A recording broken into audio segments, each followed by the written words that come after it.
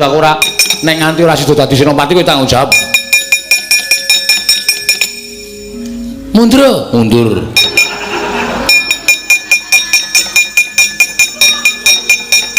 Piye Mas? Kakangmu Petro kuwi ora pecahe ndase. Oh ya, mengar dipecah. Nah, pecah ndase mudar ya nyuk. Mengar dipecah ora. Engko didum ae dipecah, kaya celengan. Sirahe didum. Ngeten, Petro mboten lepat. Petro ora salah regane. Sampeyan ya susah. Sampeyan nek susah terus kabeh ya melu susah. Bapak nika mang delok, mang menoleh. Bapakmu turu.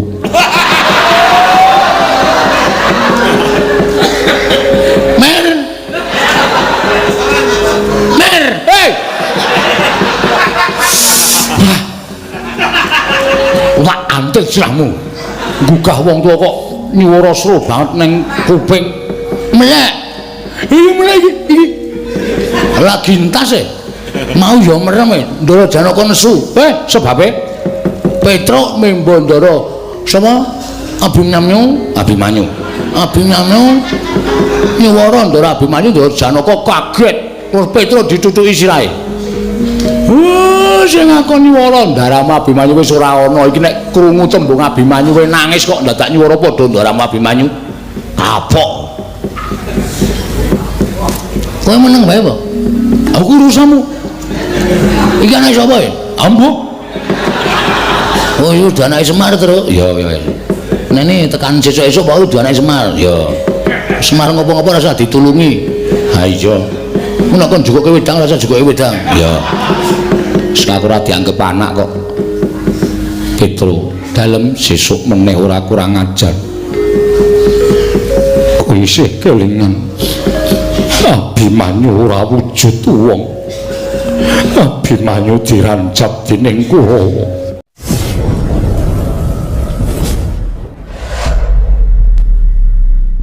Nipun wis dadi senopati kok suntrut guayanipun menika wonten menapa? Ngabdi Semar nyadung dawuh, Den. Kowe mau krungu ora to apa? Surak mawurahan manengker gumuruh. Wadyabala Kurawa wis ngetoni senopati. Apa iya? Weh domongi kok. Apa iya? Kandhane kok ngeyel. Tarungoke sing madeg senopati Begawan Durna. Mula Ndara terus kekalung Sekari Nunci mbok menawa dipilih karo Sinuwun Prabu Ndarawati. Samapta ing gati sawika ing diri mungsuh gurune dhewe. Oh, piye? Iki pancen ya perang suci tenan. Ha iya. Gong. Kok meneng wae. Iki nanggo gara-gara wae ora. Wah, jan diwasaku nyiapke catetan lali janjine. Iku bengi ora entuk nganggo lali janjine. Empan nggawa papan. Nek lakone kowe dadi rol ngono kae, bagong gugat ngono kae. Gojek sak karepmu ning ngene iki ya kala-kala iki ngonceki crita. Waduh. Nah iya iki mangsane perang Bratayuda. Bratayuda? Yuda ora wuda. Tak parani nek wuda. Ngawur kowe nekat seneng. Bratayuda. Mestina ngetoni senopati Begawan Durna. Wah lah gleleng. Ha iya. Kaya kono iki ketoke kaya ngono ampuh-ampuh. Ha lho, sing wis ra ana sapa wae? Sapa sing ra ana? Ayo ka Sang Begawan Bisma wis sedo. Senopati Ngastina pirang-pirang sing wis do. Kurawa iki semengkari pira? Sedaya kabeh mati karo Ndara Janaka, Ndara Werkudara. Mongko nek karo Ndara Werkudara temandang karya. Wah, kaya dewaning Antaka. Maksude dewaning pepati nggawa Werkudara nggawa gada Rujapala glundungke ngono prajurit 850 mati kabeh. Kuwi entuk kurang ora 850. Cacahe ngono lho Le. Ning kok Ndara malah sungkawa. Lah enten pripun enten apa kok sungkawa sing dipenggalihna Pawi? dionceki bareng-bareng kali Semar. Senopati pun didep Wadyabala pirang-pirang kok sampean malah sungkawa niku. Monggo senopati niku wajibane perang. Lah kok malah susah niku lek arep perang pripun? Nek ngepake Jaya Kawijayan, aji japa mantra, marai tumpang soh nggih sampean ngatek aji nek sampean nandang susah. Ora kena susah. Ora kena sungkawa. Kudu seneng atine. Ala becik bener luput pasrahke karo sing gawe urip nek cara kula ngoten. Gus Ndara. Jumbaring dawuh napa, Den? Lah kok malah tingkem netrane bareng kula cedhaki. Napa kula pun mboten manganggep Semar niku manganggep kaya gedhog-gedhog biok sing tanpa gending. Sing gosok nggo gusah manuk ting krompiang omongan kula mboten manggagas sithik-sithik ngoten apa pripun nek pancen wis ora digagas mboten napa-napa ning rasah susah teng arepe Panakawan ora usah mel-melu karo Semar. Kula niku pirang-pirang sasi ora bali mergo melu perang kok. Kula niku nek weruh bendara susah niku mangkel kaya-kaya lek kula ngomong niku mboten enten gunane pun mang tutuke le susah, mang tutuke le sungkawa.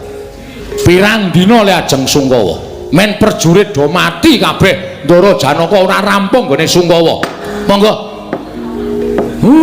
Kula wegah ngurusi wong sedih. Ngurusi awak kula dhewe bingung. Ndara. Ada apa? Kok sungkawa niku enten apa? Panjenengan menika mustikaning Kurusetra, kembanging Kurusetra. Anggere Ndara Janaka maju ning pabaratan prajurit pirang-pirang biak saknalika do wedi kabeh. Jemparing tumpangke Gendhewa uncalke teng akasa clurut. Kurusetra udan jemparing. Wong 1000 mati kabeh. Lah saniki kok terus ming pripun niku? Wah, ora sumbut karo le metu nganggo kalung kembang dimadheg Senopati do surak-surak kabeh. Ure Raden Janaka, Raden Janaka. Aku barang tekan iki teng arepe Semar Konjur. Enten apa? Gus. Dus. Ora panah ndasmu ireng. Gus kok dus ora. Urupe kuwalik, urupe kuwalik. Terserah ora arep piye-piye. Dilekke wis ora iso. Nek ora aku ora rampung kok. Heeh, kowe pinter ya, Tru. Ah iya. Kuwi ngapa ya kowe kok dadak nyempit kembang barang arep modal wis tak antil modal. Syarat iki. Mbok menawa wong arep kepanah cengelmu kuwi ora. Meneng wae. Kadangipun Kakang Yayi Arjuna kena ngopo si Adi kok nganti susah. Wong Kakang kuwi nalindring Ndarawati banget nggone tresna lawan si Adi pun Kakang Yayi Janaka. Wis mako banci ya, Tru. Banci dengkulmu ora. Anu sapa sih? Sama bojone Ndara Janaka sapa? Parmi. Sembadra. Heeh, Sembadra. Bapak niku eneng apa bapak niku kok kendel wae. Apa Yawara Sembadra kuwi salah? Apa aku kleru bapak niku lho? Ora masuk to. Si Kandri, Sri Kandi. Si Kandri wis setrepdik ya? Ah iya. Sri Kandi. Heeh, Sri Kandi. Tobat. Panjenengan iki menapa lho, Kang Mas? Pangeran panjenengan niku kenging menapa? Ing atase maju wonten pabaratan kok panjenengan niku mboten gadahi jiwa satus mangaten menika. Mengko nggih lingsem dipun prisani dening piyai kathah. Kula aturi paring dawuh, pangeran kula aturi paring dawuh. Ora masuk. Sapa ya, Gong? Ndara Werkudara.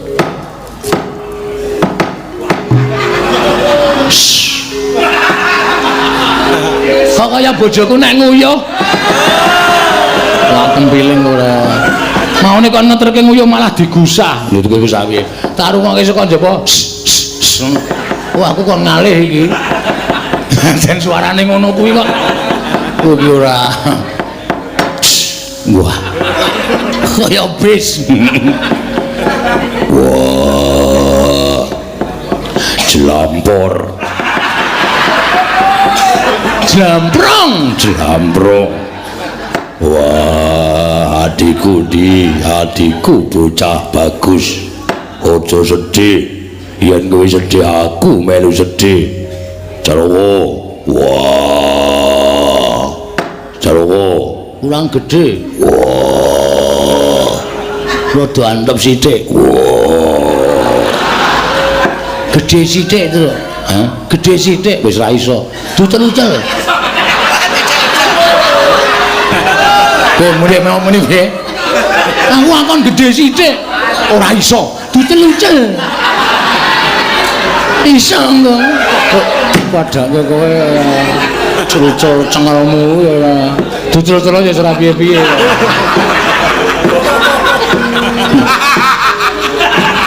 Kowe ora tanggap ping sama mbok jajal dombeni plikita.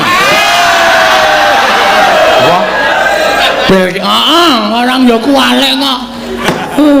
Bagonge. Anu Ndara sapa Ndara? Gatotkaca. Oh ketok itu. Oh, Abimanyu, Ndara Abimanyu sugeng meneh. Oh iya. Kromo maling. Ora ngerti lho, Gong. Kanjeng Rama klengeng putra ing Tanjungan Nom Abimanyu. Rama latri nyusul wonten ing peperangan. Rama kula trinusul wonten ing peperangan. Kula kapeping rana Madyalaga Kanjeng Rama kula aturi nusul dhateng ingkang abdipun Abimanyu. Ingkang putra rinanjap dening para sata Kurawa Kanjeng Rama.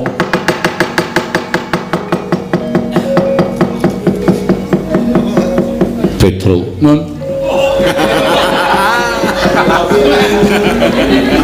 Tunggu sembrono. Mudir. Aku nek kelingan Abimanyu rasaku isih kaya dicocok brodrolungit. Kowe ora ngerti sing tak rasake apa sebabe aku meneng wae. Lah kok dadi kowe nyuwara kaya suarane Abimanyu mak tratap pikirku. Sing akon iki sapa? Gong, wo setan iki.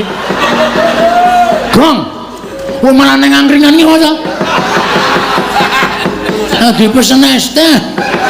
Iki lho masalah apa? Ora ngopo-ngopo. Kowe iki wadil mudhar iki lho sing ngakon suarane Ndara Abimanyu mau sapa? Aku manut.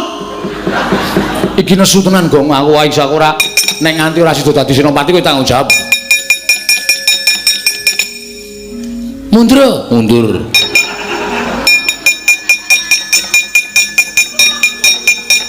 Piye Mas? Kakangmu Petro kowe ora pecah ndase. Oh ya, mengar dipecah. Nah, pecah ndase mudhar ya nyuk. Mengar dipecah ora. Engko didum ae dipecah, kaya celengan. Sirah didum. Ngeten, Petro mboten lepat. Petro ora salah regane. Sampeyan ya susah. Sampeyan nek susah, terus kabeh ya melu susah. Bapak nika mang delok, mang menoleh. Bapakmu turu.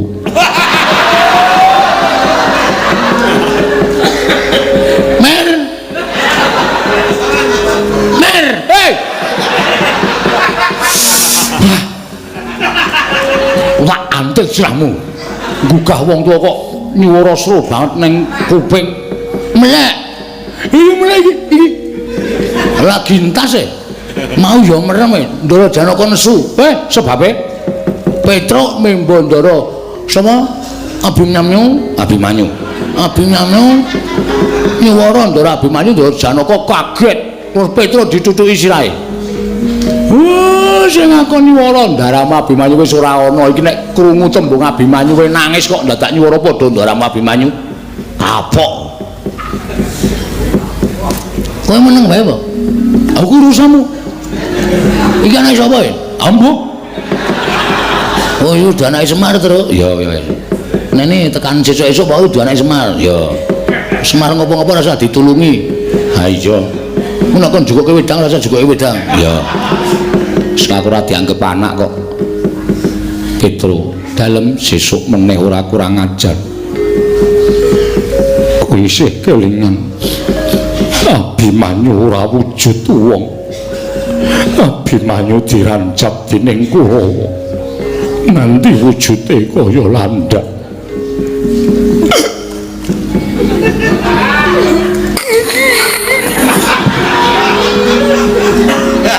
Nggih. Kula yo kelingan. Kula iki nek kelingan yo isih nangis. Kuwi yo weruh dhewe. Kula sing gotong kuandane. Iki ajar api banyu rasane. Isih keloro-loro. Wis Petro. Ijo meneng ora iki? Mantel kabeh. Oh, ora ana sing motok babar blas. Kono yo nangis. Kene yo nangis. Semar yo nangis. Sapa sing ora nangis? Mbok mikir. Oh, senengane ora. Iki mangsa peperangan. Ora sak penake dhewe.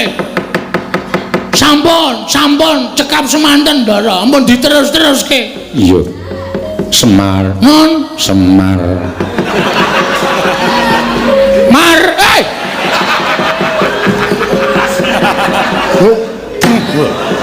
Engko nek kendang aku pecah piye? Diwakiske. Setan ora. Wonten dawuh aku wis pinatah dadi senopati. Dina samengko manglurah satru murka Semar. Nggih. Jenipun ning senopati ngestina dudu wong bahen-bahen. Main bahen. Ora iki kejaba mung guruku Begawan Durna. Nggih. Guru sampean. Iya. Mula aku kudu wani karo Kanjeng Bapa Penemban Durna. Mengko nek disetrap pripun.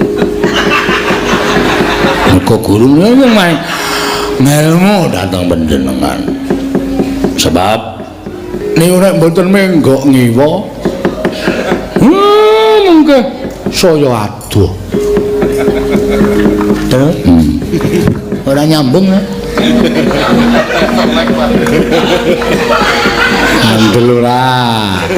Kaya wong top-topo kae. Ayo mengkari sithik matane, Gong. Culeken. Wus. Mula kang sangga kuwi dina samengko tata-tata samapta ing gati sawiging diri. Yen ana laku ning prajurit aja wedi kangelan, mengko kowe tak paringi priksa. Ketapno prajurit ing ngaombyong laku ning senopati saka negara Ngamarta Kakang Semar.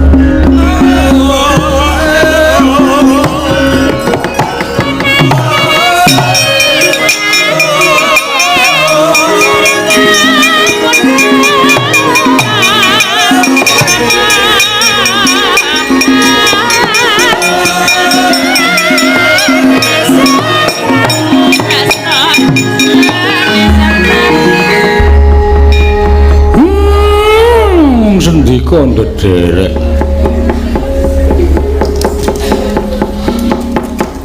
Mel kula wonten dawuh ngerti ya lamun wektu dina iki aku ingin kudu madeg senopati nanging dawuhing Koko Prabu Kresna dawuhipun Kang Raka pripun kanggo syarat kamenanganing Pandhawa untumu sing siji kuwi kon njabutke. Iki lho, iya. Terus monggo ditaleni kenur. Dinggo kalung kowe Semar. Sing dawuh Koko Prabu. Koko Prabu sinten? Koko Betok.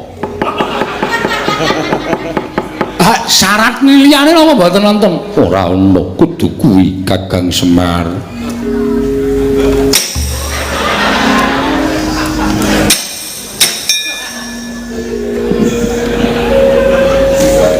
Mudar. Petro prek. Petro. Wong aku ki ora turu.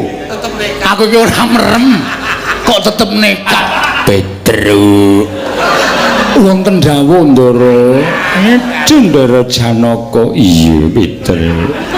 Petro kuwi nggawa obat.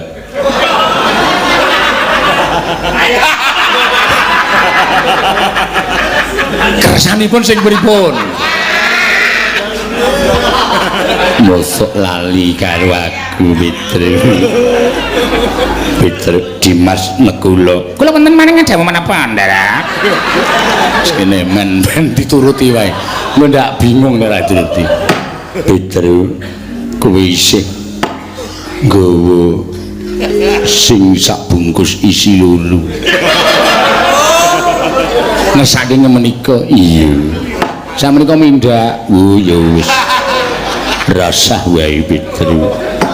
Wis tak untire wae. Rumansa. Bagong yo aneh-aneh wae. Yo Reng, yo nyambut gawe, nyambut gawe. Wiwit titi mangsane. Yo tutke Ndara terus yo.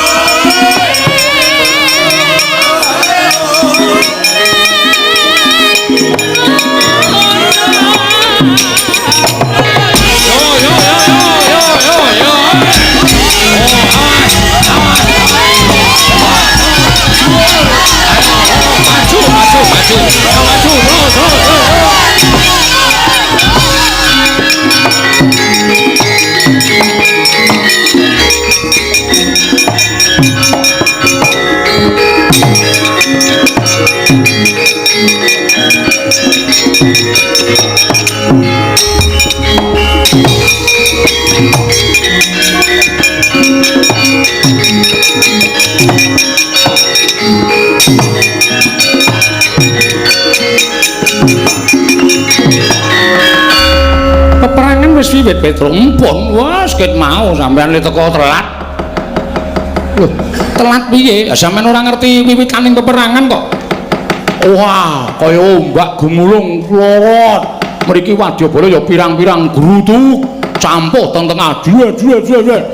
Begawan Duranita kreta ngumbulke panah cung kali Ndara Janaka ditampani nganggo panah Ndara Janaka pletas.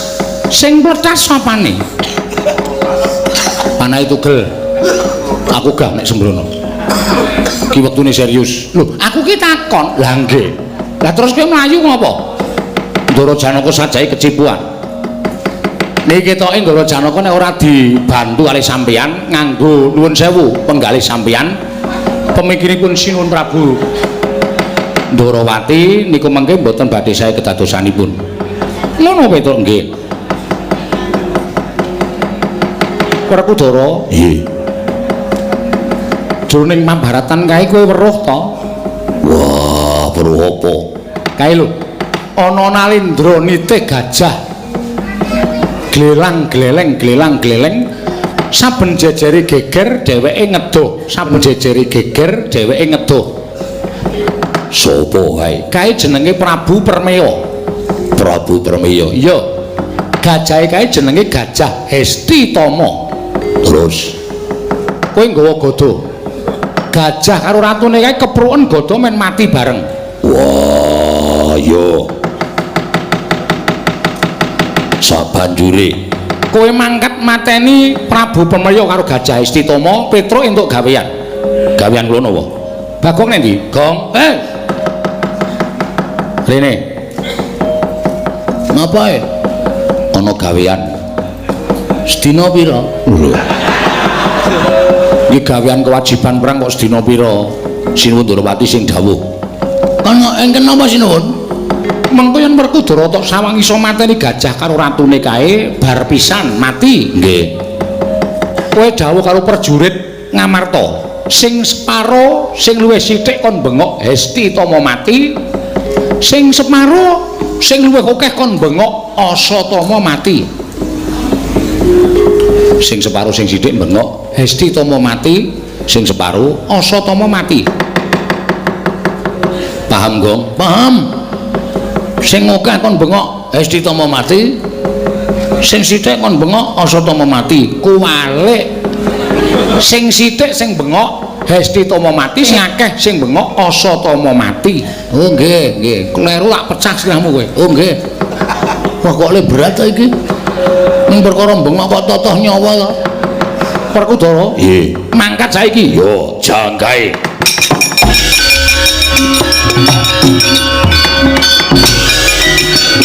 Ayo Petro, nggih. Yo yo.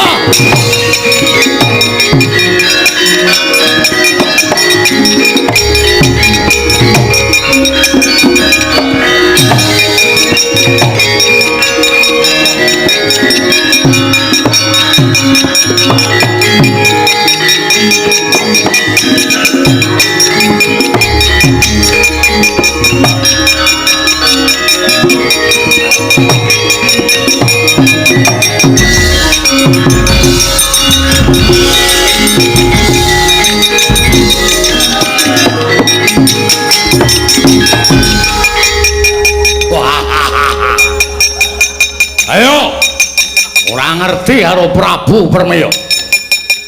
Kowe do gelut ning aku nggunakake kalodhangan nggonmu perang. Pendhawana ratu mati sandangane tak teteli. Pendhawana ratu mati sandangane tak teteli. Tak go bali ning negaraku.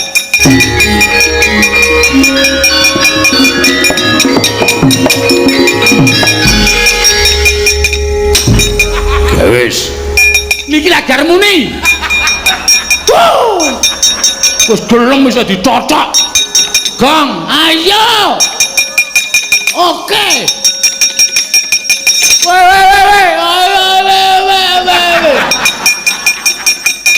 Sing tenanan. Nggih, nggih. Ya terus bengok ning kono ya. Yo. Apa juragan kejem.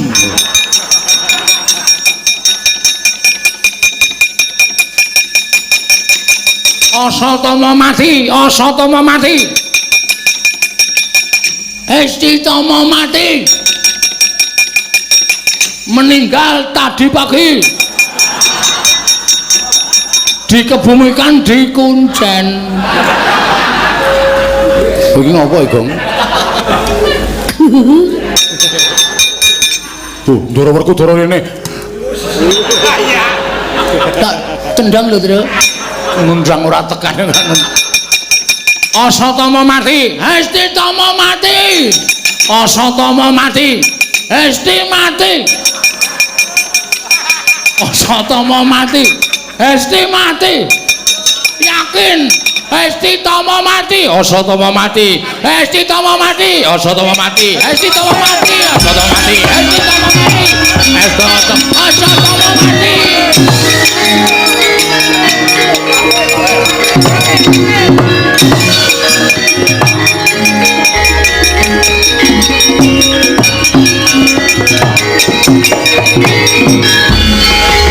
Ayo, ora ana yang bakal iso ngembari marang panguwasaning Begawan Durna. Aku weruh kringkiamu Janaka, aku weruh kringkianing Werkudara. Aku ngerti kringkianing Puntadewa. Ora ana yang bakal bisa menang karo Begawan Durna. Sampya Pandhawa 5 bakal tekaning pati. Kocap kacarita sumbar manguwuh sang Begawan Durna rumaos unggul kalawan ingkang putra Negaraden Janaka dadasakule mangke kawis tinggal surak mawurahan manengker gumuruh sang Yapara Wadyabala sami aluk yen to Asatama mati parandene mangke sesarengan sami aluk Hesti Tama tekaning pati parandene ingkang dumugi tapani pamirengipun Begawan Durna tanah sanes kejawi amun ingkang putra pun Asatama mati mangkono pangudas malaning para Wadyabala Asatama mati Asatama mati Hesti Tama Asatama mati Asatama mati Asatama mati mati tenan Satama Satama anakku oh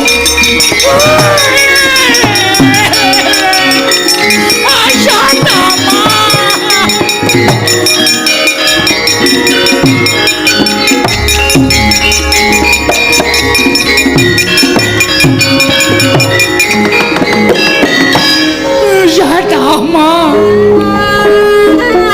Satama mati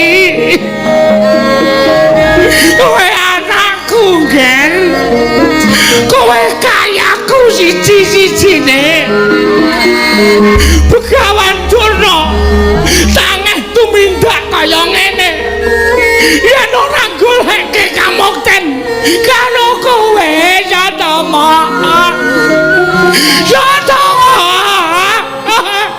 kowe mati liye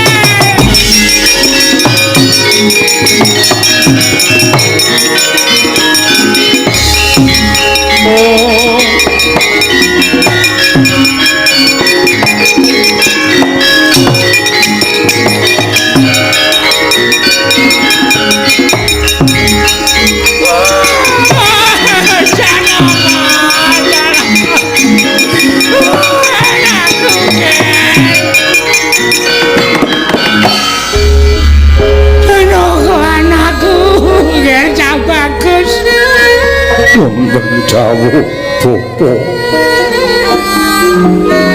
kowe wong bagus kowe wong kendel Janaka aku bombong duwe anak kowe ning nggonmu madheg Senopati gregetan nganggo lelakon ing bapakmu liripun kados pundi Wajabala Pandhawa mentala mateni Satama Janaka wonten dawuh apa bener Satama mati Janaka apa bener Satama mati Janaka Janaka apa bener Satama mati inggih kasinggihan mekaten Bapa Satama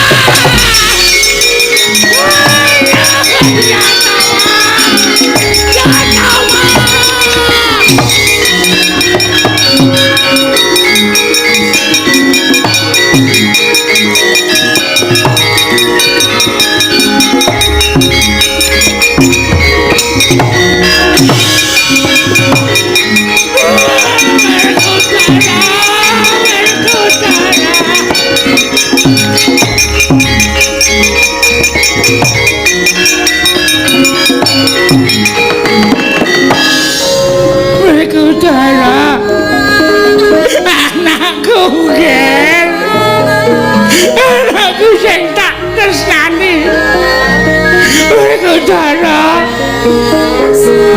Lho Bapak Bopo aku tak takon karo kowe ya Li aku tak takon karo kowe ya Nang iya Satama mati Satama mati Werkudara Satama apa tekaning mati wah kabar sing tak tampa kaya ngono nek kowe weruh ora kowe weruh ora Werkudara wah aku gak ngerti ning padha alok yen Satama mati aduh Satama anakku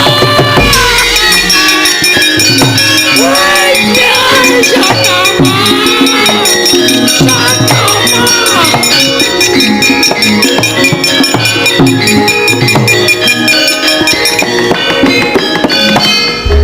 nadyan pinwasara dening Sang Trusna Jemena parandene datan Graita tuwin datan ngraosaken Begawan Durna amung ajele-jele angularing ming putra nggih Bambang Swatama Satama kowe nendi Cak Bagus Satama kowe aja mati ya Le kowe tugel gulumu.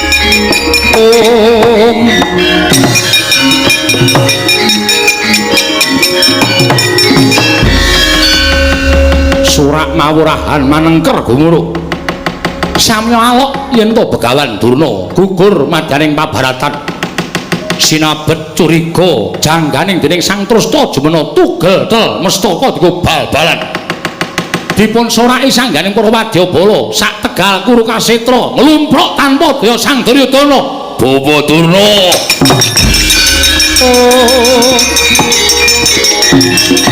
Bapa Durna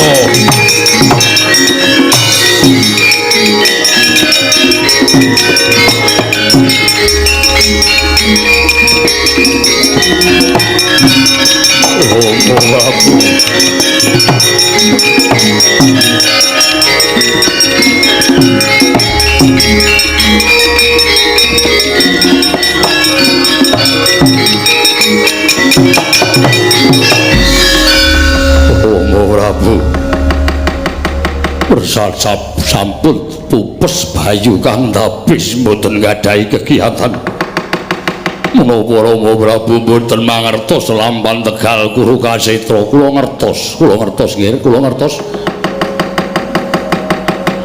ing majeng wonten ing pabaratan Senopati Ngastina Begawan Durna sakmangke sampun kapuwing Rana Madyalaga gugur wonten ing madyaning pabaratan.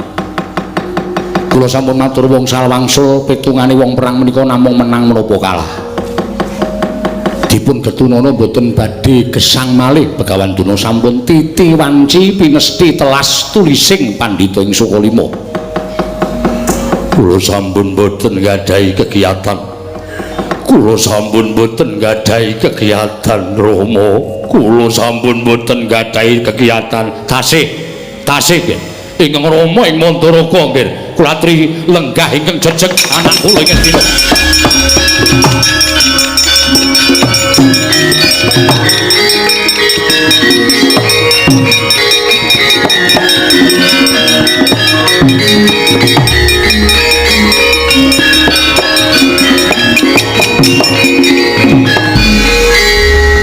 Menapa dipun ngendikan Rama Prabu menika menapa kepara saestu lair batos kula menika wong tuwa.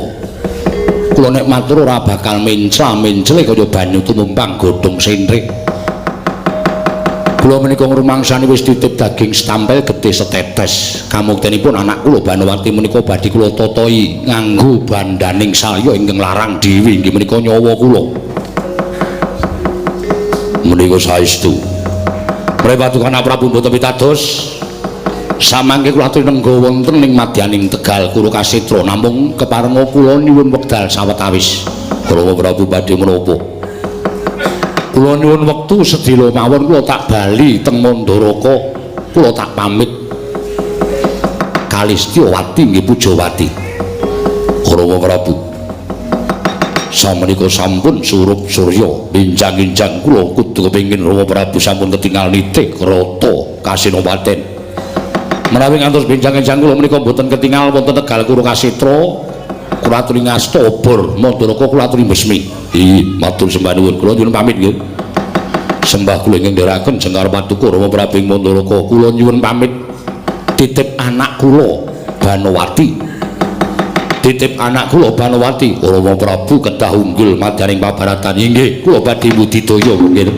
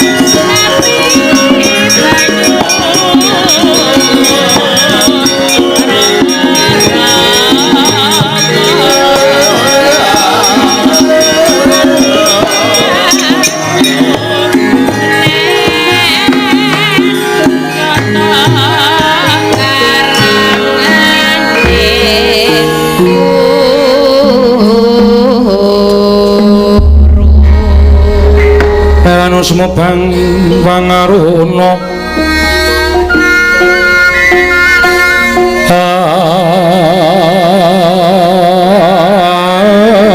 tinetraning uga rapuh sataning kukila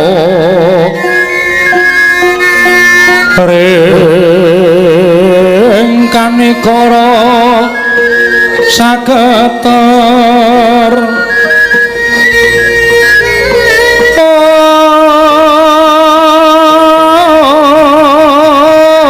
kene donga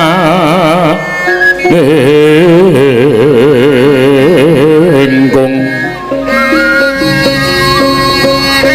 lir wowo sing bene panca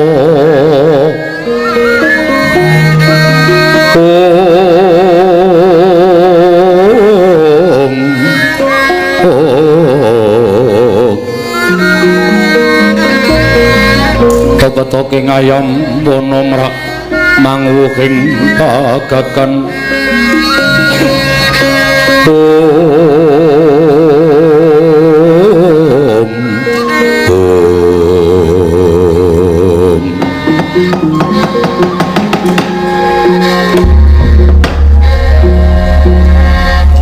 Persasat kados dene lumampahing wanci peteng kepapak obor sastra manah kula sinuwun dene kula mangertosi rawuh jengandika lumantar suwanten gumriting rodaning kereta tumuli kula medal saking taman jumujuk wonten ing pendhapi ageng nyatanipun Ndara Dasih sinuwun mrabing Manduraka kepareng rawuh wonten ing pendhapi negari ing Manduraka nanging mudyan dados ing kawuningan salebetipun kula gadhahi raos marem tuwin bombok dene slaminipun paduka lenggah wonten ing pesanggrahan kumesar manah kula langkung-langkung menawi kula mireng rijal ingkang muni ing kidul kilet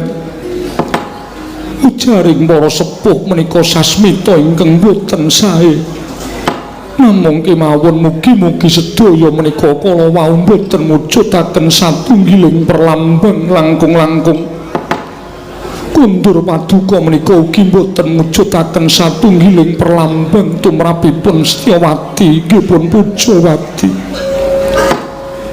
krana kuwatore kuwatos raos sing manah kula sinuwun menawi rawuh paduka wonten ing kedhatoning Manduraka namung tetela badhe pamit kalingkang rayipun Setyawati jagat dewa bathara jagat pangestu ngoro Setyawati kula wonten paring adawuh aja kaduk ati kajrun menampa yen sira garwaku wong ayu percaya syukur nanging ewadene tambuh kelawan apa ingkang ucapake kuwi kabeh ana lambe ati ning siadi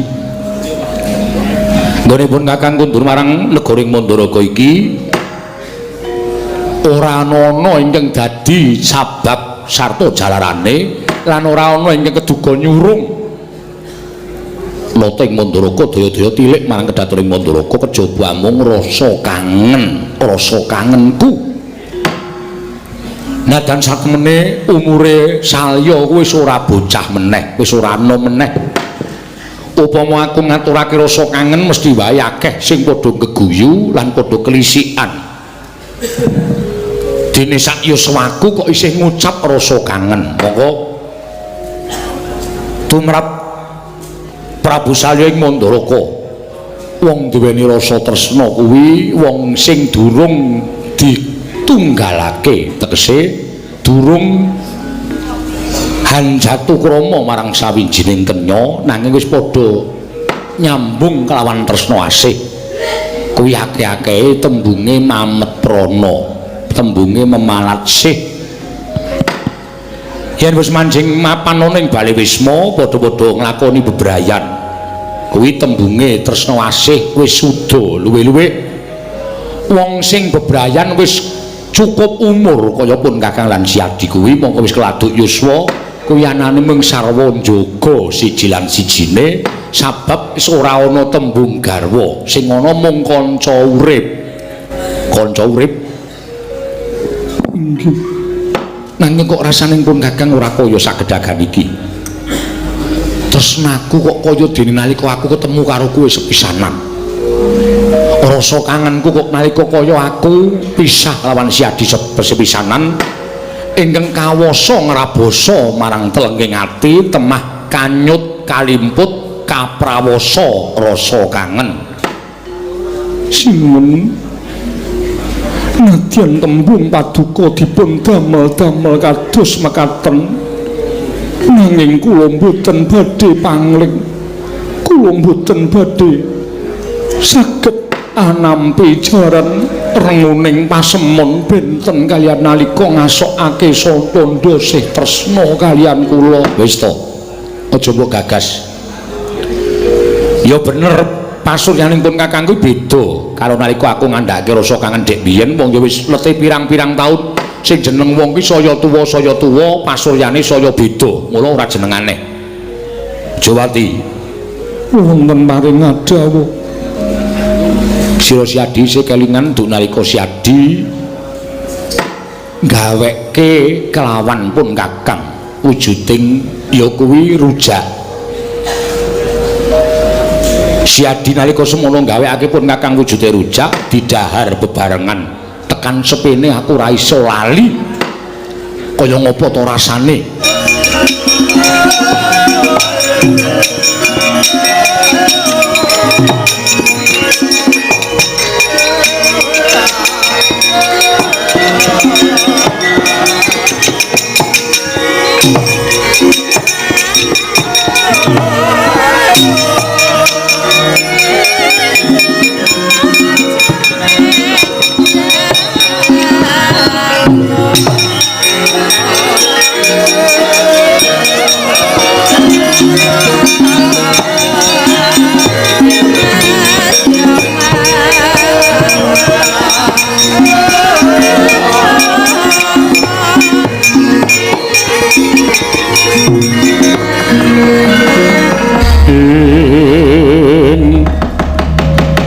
Nalendra mbet marwa sing sang mangyat kurda katekaping irika sang pinarwasa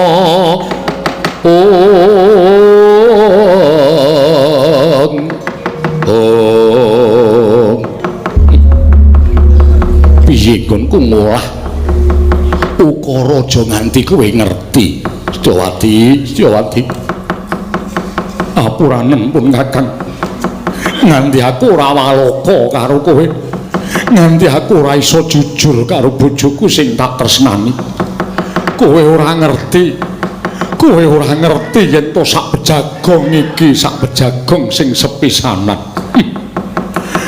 garwaku wong ayu Setyawati aku njaluk pamit Setyawati oh ya mas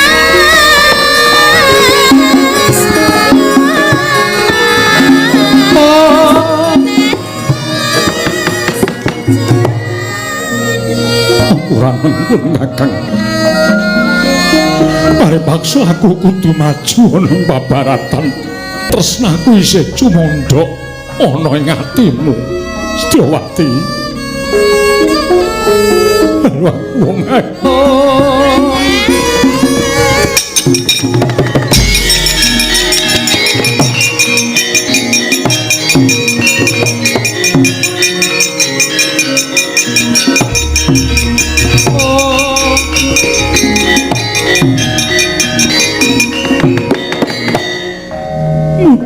muten babar pisan Mboten geseh kalian menembeng dados panggerbaning manah kula sinuwun. Panjenengan majeng wonten ing pabaratan. Sarah munggo ing lautan. Wastra lungset ing sampiran menawi Setyawati kedah gesang piyambak wonten ing alam padang. Panjenengan mboten badhe kecalan. Kula suwita wonten ing Madyapada prapteng delahan.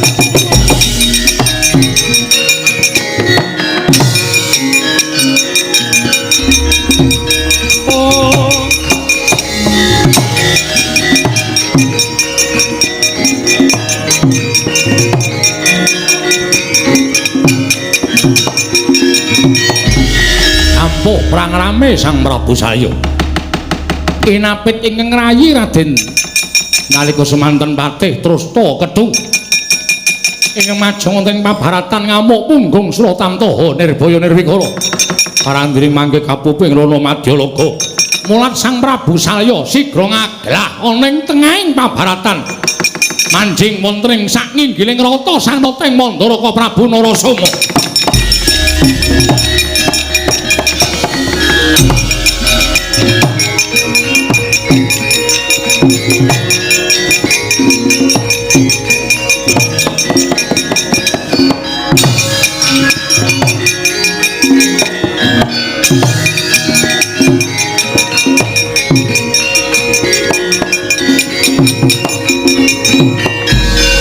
Ayo, aja mbok kendhoni nggone padha dandan nanging malah kepara kenceng ngono.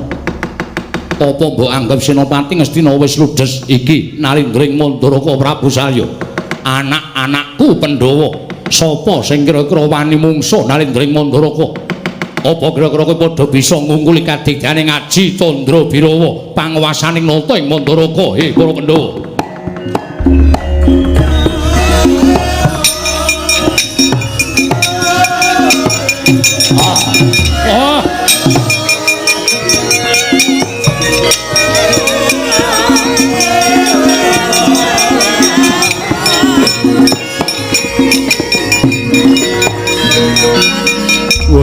Latan lah kok dadi bapa ngracut karo aku eneng wigati apa Candra Birawa ana dawamu apa wis mataun-taun ora katon gawemu dina iki wis tak perloke Salya wong tuamu madheg Senopati mandheganing para Sata Kurawa maju ning pabaratan sirnakno kabeh para wadyabala saka negara Ngamarta yen perlu Senopati Ngamarta aja ning jijir kabeh tak keparengake dadi panganmu. Oh, njaluk pangestu ya Bapa.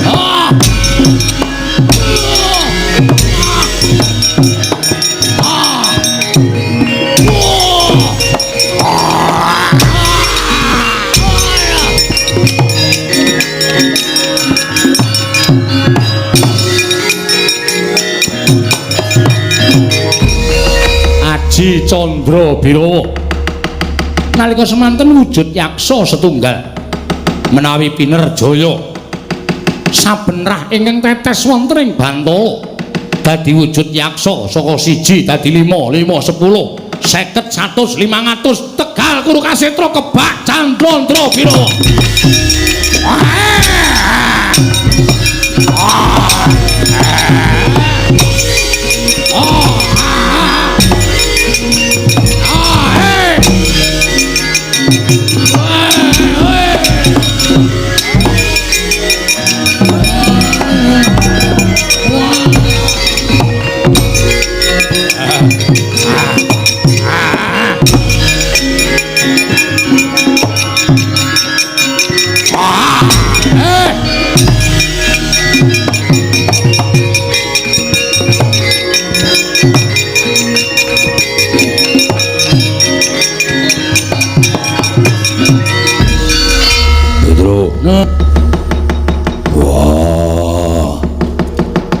Salya Senopati Ngastina. Salya wong tuaku Ratu Mandalaka. Nggih, kula nggih weruh nitih kreta. Wah, ngetoke Jaya Kawijayan. Wujude napa? Buta. Sampeyan kira-kira buta? Ora perkara kalah ning aneh. Lho, aneh sebabe? Buta siji rak cekel. Tak suduk nganggo kuku Pancanaka mati. Mati mesti. Terus ngasut urip meneh.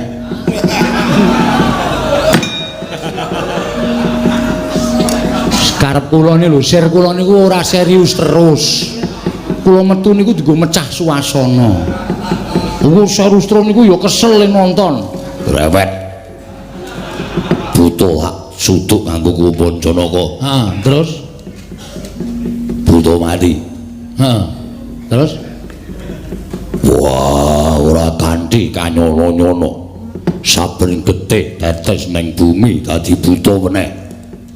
Yen tetese akeh mesti dadi buta pirang-pirang. Sawangen Tegal Kurukasetra kebak buta. Bojone jone ndi? Buta kabeh. Wah. Kowe ngapa ya, Gong? Sembrone ora seneng aku. Gojek entuk apa to? Gayane. Engko mesti yo ngisro kok gayane anggere entuk nggon kok mesti kakangne diajar ora. Petro kudu piye? Kula tak matur sinuwun Darawati.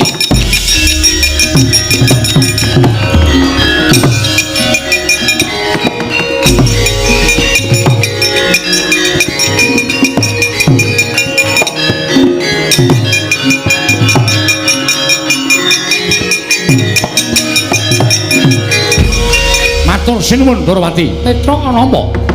Rembang ngatur Diagung Mangasama.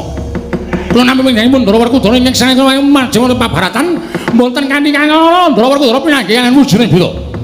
Pendak buta ditusuk nganggo jarum. Buta mesti mati. Mati siji dadi loro, mati loro dadi siji. Mati siji dadi loro, loro disigar dadi loro, dadi siji. Ndara Werkudara bingung. Ndara Werkudara bingung lho. Besok Wah, ndene. Sampe tenan mboten kali. Sampe celana niku ukurane 4 kaki mo. Sate sing enak dhewe niku mendunggalan. Margi kula terus mlayu Mandura Kresna niku pamrih kula mboten napa-napa. Ning supaya kabeh menika enggal ingkang tumata sing sandrenipun. Margi kula saniki niku tiket pesawat larange Raja Majapahit. Asli niku kula mboten golo. Niku tenan. Awang sing wingi niku kula uyah, niku kula uyah bol banci. Ha iso kan banteng. Wong ayu lho. Wah, cilaka wis kebatone wong ame. Go ember barang lho sak. Ampun menawa jero nang kamar mandi rekoso to. Lah entuk ora ketang entuk ngemping kali teh segelas lumayan. Bolot sing Amerika niku bolot. Mboten ngene. Aku wis krasa. Anggere petuk matane le matur kriyip-kriyip ki mesti karo ngantuk. Tur omong mesti karo turu. Mboten, kula mboten turu. Ning pancen kabeh niku pancen kudu disurasa. Nek ana mboten turu lajeng menawa mesti kuat.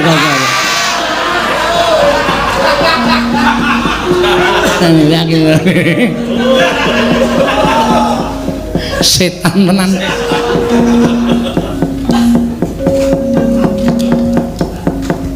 Micek ya? Alon-alon lho Bagong nek tangi. Kula sanget deg-degi.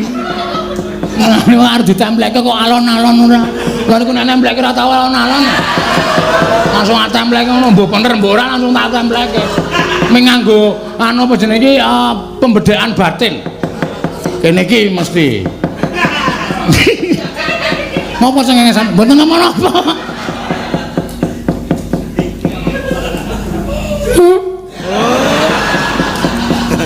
Wedian. Lho sampean kok mriki? Lho, tekan nggon aku ya ambune.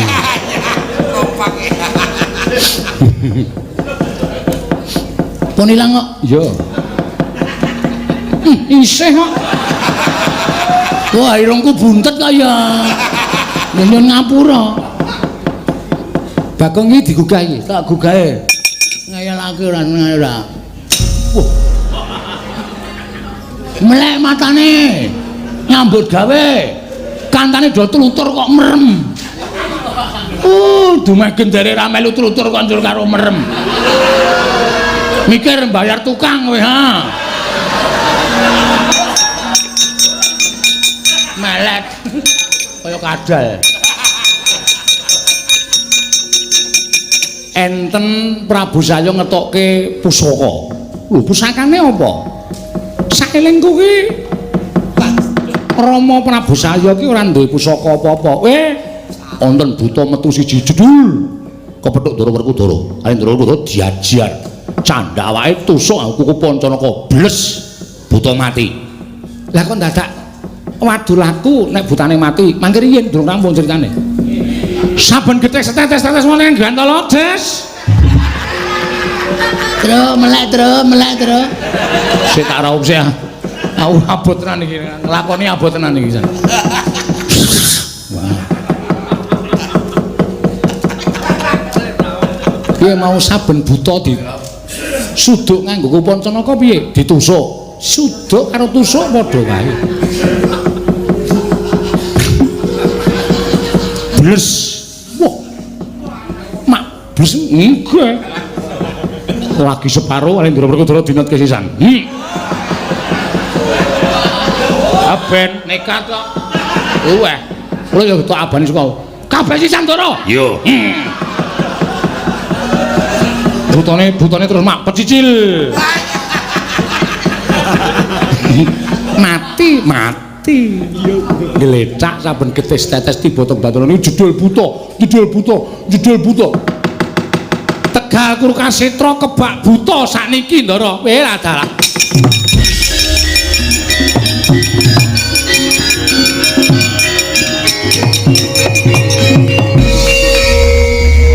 Sengit tau sonagah nek dikongkon matur Ndara Kresna. Lho ngopo? Kene iki le matur tenanan lho. Saben getes tetes dadi buta ngono ming. Lah dalah. Dilanang. Mbok ngendika, ayo engko sithik alon-alon. Butane selaoke. Kudu piye? Petro dalem. Kowe bengoko. Aduh. Ini wis ra iso bengok tenan iki. Oh tak sepatani serak sak. Oh ora. Wah, senengane ora. Pripun? Bengok Werkudara kabeh Wadyabala ngamarta gamane kok nyelehke. Aja ana sing nggawa gaman.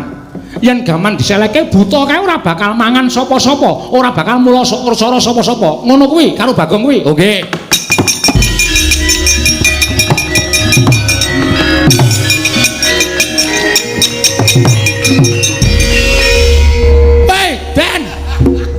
Ndara Werkudara kukune dikethoki. Rene wae disenokno wae. Pusaka kok nyelehke. Gusti, aku tak takon karo kowe, pusakane Ndara Werkudara ki apa? Kuku Pancanaka. Ha nek ora dikethoki. Nek isih nyungat ngono. Oh, butane isih bahaya. Buta ki nek weruh nyungat ngono ki terus.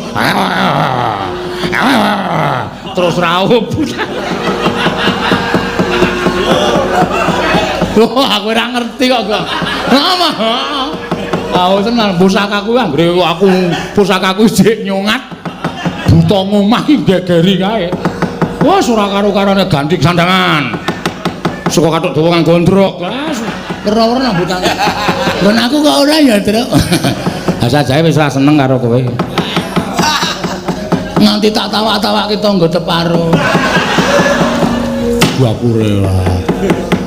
Diselehke gamane mboten sah ditanduki Candrabirawa, mboten sah ditanduki. Nek nggih ditanduki nek isih ngelih kaya wong apa wae, mboten sah ditanduki. Aja ditanduki men do bingung Candrabirawa.